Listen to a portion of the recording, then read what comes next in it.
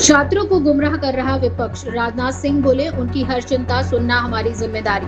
Cockroach जनता party के विरोध प्रदर्शन के दौरान हुई हिंसक झड़पों के बाद बुधवार को भी जारी रही। राष्ट्रीय राजधानी में सुरक्षा के कड़े इंतजाम किए गए, कई स्तरों पर बैरिकेड लगाए गए और पुलिस व अर्धसैनिक बलों के जवानों की भारी तैनाती की गई।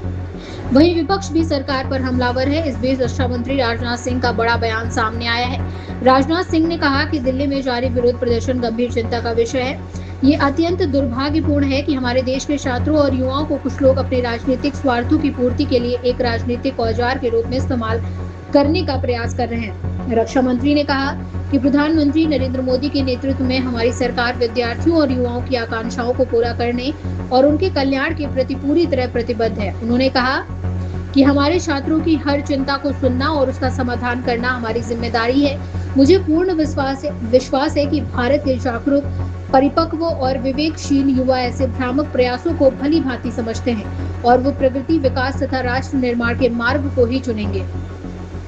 राजनाथ ने कहा कि हम इस बात के लिए प्रतिबद्ध हैं कि किसी भी व्यक्ति, विशेषकर हमारे छात्रों और युवाओं के साथ किसी भी प्रकार का अन्याय ना हो। विपक्ष के कुछ नेताओं द्वारा जानबूझकर पैदा किया गया गुस्सा केवल जनता, विशेषकर हमारे बच्चों और युवाओं को भ्रमित करने और गुमराह करने का एक असफल प्रयास है। उन्होंने कहा कि युवाओं की भावनाओं और उनकी चिंताओं के प्रति हम पूरी तरह संवेदनशील हैं। संसद का सत्र चल रहा है, सरकार ने हर मुद्दे पर सार्थक बहस करने की भी बात कही है, मगर विपक्ष संसद में नहीं बल्कि सड़क पर मुद्दों का समाधान करने का अनुचित प्रयास कर रहा है।